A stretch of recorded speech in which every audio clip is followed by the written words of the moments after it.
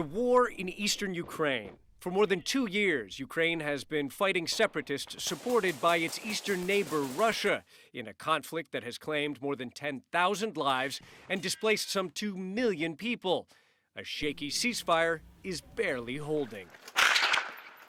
But this isn't just a conflict being fought with bullets and bombs. Ukraine says it's recently survived at least 10 major cyber attacks that have targeted organizations like the State Railroad Company, the Ministry of Finance, the Ministry of Infrastructure, agencies that a society needs to function normally. So far, Ukrainian officials aren't publicly blaming the latest cyber assault on anyone. But Ukrainian and American investigators did blame Russian hackers for a separate attack on an electric company in December 2015. It cut power completely in more than 100 cities across the country. Officials in other former Soviet republics like Latvia say they too are frequently targets of their Russian neighbor.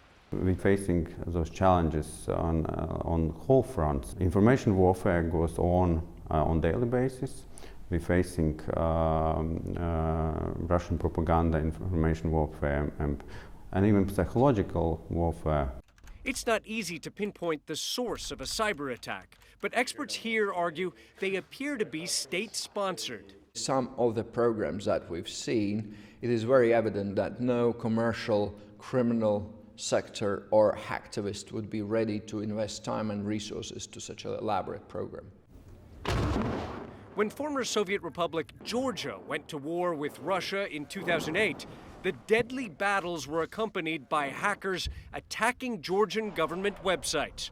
Former Georgian President Mikhail Saakashvili accuses Moscow of further meddling during elections 4 years later. In 2012, they were heavily involved in Georgian elections.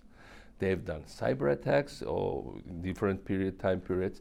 They've done all kinds of media provocations. They've spread rumors. They've sent operatives to do all kinds of dirty tricks. But Russia does not have the monopoly on cyber warfare tactics. A computer virus called Stuxnet was discovered in Iran's Natanz nuclear facility in 2010. It caused centrifuges to spin out of control and destroy themselves. Though no government officially claimed responsibility, many experts accuse the U.S. and Israel of carrying out the attack.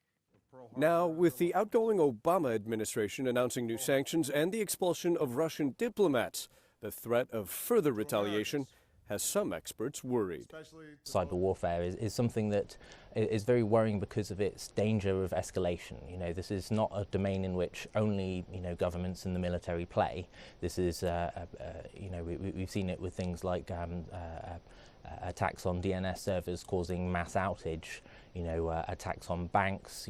These are, parts of civilian infrastructure that we all rely on day to day. The threat of a possible cyber war could take our interconnected, highly computerized society into uncharted territory. Ivan Watson, CNN, Kiev.